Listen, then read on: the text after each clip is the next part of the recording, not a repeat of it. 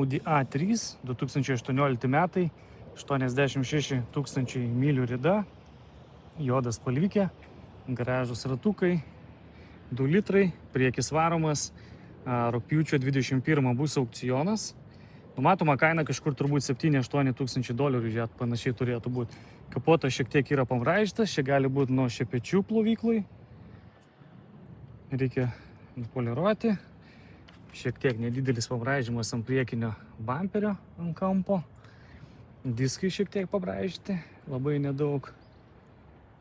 Toliau duris. Galima tas pačias daryti, bet irgi kažkur buvo labai nestipriai atsirėmęs. Čia tvarkoj, biškį irgi pamraižyti, bet aš sakau, čia greičiausia nuo šepečių bus. Galinės durelės irgi, daug polirolio ir chebra padarys. Galinis diskas šiek tiek, čia prie sparno, prie bamperio, tokie smulkus pamraižymai kosmetiniai. Iš galo irgi atrodo tvarkingai. Bamperis čia nėra nubraižytas, kaip dažnai būna. O čia yra apačioje gal vienas kitas pamraižymas. Guminių kilimėlių komplektas. Galinis diskas šiek tiek. Ir matau ant galinių durelių bei ant sparno kliuvė yra, bet irgi labai nedaug. Priekis atrodo tvarkingas, diskas priekinis irgi tvarkingas, nenubraižytas. Einam pasižiūrėsim į saloną. Saloniuką jisai turi labai gražų rudą odą, šiek tiek yra patrinta. Taip, juodas salonas lubos.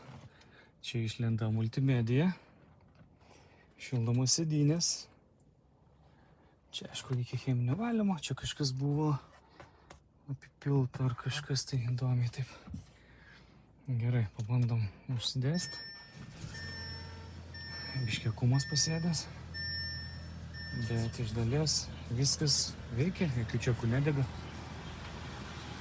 Čia viskas irgi atrodo tvarkingai, varikliukas dirba gerai, bet matau, fūro nėra, žinokit. Ant galo oblik čia.